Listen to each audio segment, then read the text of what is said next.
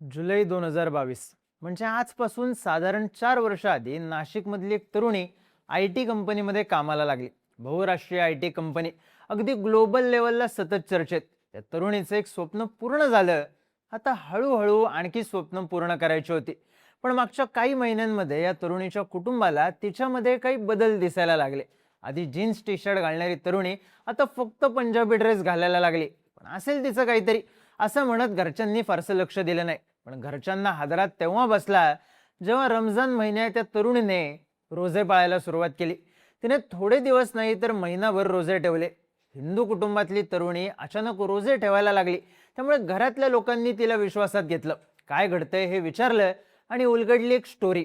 एक I T company, तिथे काम करणाऱ्या 8 महिला, त्यातल्या एका तरुणीवर झालेले अत्याचार, इतर महिलांचा विनयभंग, धर्मांतरासाठी दबाव, आर्थिक अडचणी आणि बरंच काही समोर आलं. फक्त नाशिकलाच नाही तर सगळ्या महाराष्ट्राला हादरवणारं हे कांड आहे काय, हे उघडकीस कसं आलं आणि पोलिसांनी या प्रकरणात आतापर्यंत काय कारवाई केली, सगळी स्टोरी सांगणारा हा व्हिडिओ. नमस्कार, मी चिन्मय आणि तुम्ही पाहताय बोलभिडू. साधारण 8 दिवसांपूर्वी नाशिकमधलं हे प्रकरण पुढे आलं. मध्यमवर्गीय कुटुंबातले आई वडील आपल्या मुलीला घेऊन पोलिसांकडे गेले, कारण त्यांना आपल्या मुलीसोबत नेमकं काय घडतंय हे समजून घ्यायचं होतं. 2022 साली ही तरुणी आय टी कंपनीत कामाला लागली होती. पण हळूहळू तिच्या कपड्यांमध्ये बदल होत गेला. ती वेगळ्या पद्धतीचे कुर्ते आणि ड्रेस घालायला लागली. फॅशन असेल म्हणून घरचे काही बोलले नाहीत.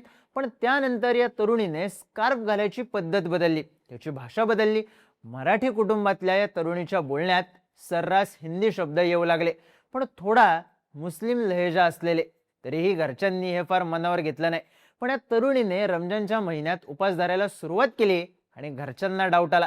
घरचे तिच्याशी बोलले तेव्हा त्यांच्या लक्षात आलं, ज्या कंपनीत ही तरुणी कामाला आहे तिथल्या एका मुस्लिम मुलासोबत तिचं प्रेम प्रकरण सुरू आहे. पण याबद्दल ही तरुणी फार बोलत नसल्याने कुटुंबाने तिला पोलिसांकडे नेलं. पोलिसांनी तिचं काउन्सिलिंग केलं आणि यातून एका धक्कादायक प्रकरणाचा उलगडा झाला. ही तरुणी ज्या कंपनीमध्ये काम करायची त्याच कंपनीमध्ये तौसिफ अत्तार नावाचा तरुण काम करायचा. त्याने या तरुणीशी मैत्री वाढवली. मैत्रीचं रूपांतर प्रेमात केलं. त्या तरुणीला लग्नाचं वचन दिलं आणि शारीरिक संबंध सुद्धा ठेवले. त्याच्याच प्रभावामुळे आणि काही प्रमाणात दबाव टाकल्यामुळे या तरुणीने रोजे धरले. आपले कपडे घालण्याची पद्धत बदलली, भाषा सुद्धा बदलली. पोलिसांच्या काउन्सिलिंग नंतर या तरुणीने तक्रार दिली. ती ज्या कंपनीत काम करायची त्या कंपनीमधले तौसिफ अत्तार, दानिश शेख, निदा खान यांनी या तरुणीला हिंदू धर्माबद्दल, देवी देवतांबद्दल आक्षेपार्ह गोष्टी सांगितल्या, आपल्या धार्मिक भावना दुखावल्या. एवढंच नाही तर या दानिश शेखने या तरुणीला ऑफिसच्या लॉबीमध्ये चुकीचा स्पर्श केला, तिचा अनेकदा विनयभंग केला. या तरुणीने दिलेल्या तक्रारीनुसार पोलिसांनी गुन्हा दाखल केला आणि तपासाला सुरुवात केली. तपासासाठी पोलीस ही तरुणी जिथे काम करते त्या कंपनीत गेले आणि चौकशी सुरू झाली. स्थानिक पत्रकारांनी दिलेल्या माहितीनुसार पोलिसांनी एका तरुणाची चौकशी केली. या तरुणाचा पेहराव सहसा मुस्लिम समाजातले तरुण घालतात तसा होता. पण चौकशी करताना पोलिसांना समजलं की हा हिंदू समाजातला तरुण आहे. त्यामुळे पोलिसांनी त्याला विश्वासात घेतलं, त्याचं काउन्सिलिंग केलं आणि त्याने सांगितलं की इथं काही मुस्लिम समाजातले टीम लीडर्स आहेत, त्यांच्याकडून आमच्यावर दबाव येतो. आठवड्यातल्या एका दिवशी एकाच प्रकारचे कपडे घालायचे. तौसिफ अत्तार, दानिश शेख, शाहरुख शेख आणि रजा मेमन यांनी हिंदू धर्मातल्या देवी देवतांबद्दल चुकीचे शब्द वापरले, हिंदू महिलांबद्दल अश्लील टिप्पणी केली, जबरदस्तीने नमाज पठण करायला लावलं आणि जबरदस्तीने बीफ खायला घालून धर्मांतर करण्याचा प्रयत्न केला. अशी तक्रार या तरुणाने केली आणि या तरुणाच्या तक्रारीवरून पोलिसांनी दुसरा गुन्हा दाखल केला. पण या तरुणाला विश्वासात घेऊन केलेल्या चौकशीतून पोलिसांना आणखी एक माहिती समजली होती. फक्त पहिल्यांदा तक्रार करणारी तरुणी किंवा हा तरुणच नाही तर या कंपनीत काम करणाऱ्या आणखीही काही महिलांना, तरुणींना त्रास झाला होता. त्यामुळे पोलिसांनी त्यांच्याकडे विचारणा केली. पण सुरुवातीला कुणीच काहीही सांगत नव्हतं. त्यामुळे पोलिसांनी या महिलांचं स्वतंत्रपणे काउन्सिलिंग केलं आणि आणखी 8 महिला तक्रार करण्यासाठी पुढे आल्या. यातल्या एका महिलेच्या तक्रारीनुसार रजा मेमन आणि शाहरुख कुरेशी यांनी या महिलेला चुकीचा स्पर्श केला, तिच्या शरीराकडे बघत तिच्या वैवाहिक आयुष्याबद्दल अश्लील टिप्पणी केली. अशा गोष्टी वारंवार घडत असल्यानं तिने कंपनीच्या हेड ऑफिसरकडे तोंडी तक्रार दिली. पण तिच्या तक्रारीची दखल घेणं, मेमन आणि कुरेशीला समज देणं यातलं काहीही न करता या महिला ऑफिसरने त्या दोघांच्या कृत्याला चिथावणीच दिली, अशी तक्रार या महिलेने दिली. त्यानुसार पोलिसांनी गुन्हा दाखल केला. शफी शेख नावाच्या एका कर्मचाऱ्याने मीटिंगमध्ये आपल्या छातीकडे एकटक बघत आपल्या मनाला लज्जा उत्पन्न केली.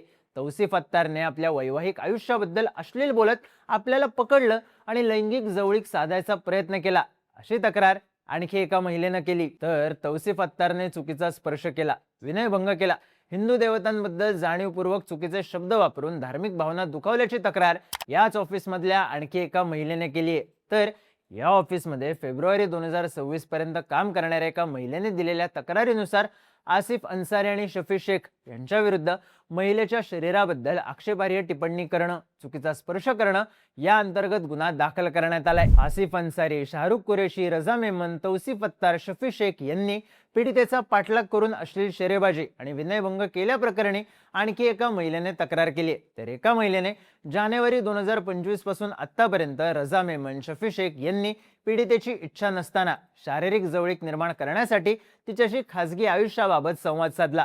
शफीने पीडितेच्या इच्छेविरुद्ध प्रेमाची मागणी घातली, तर मेमनने शरीरावरून अश्लील संवाद साधला, अशी तक्रार दिली.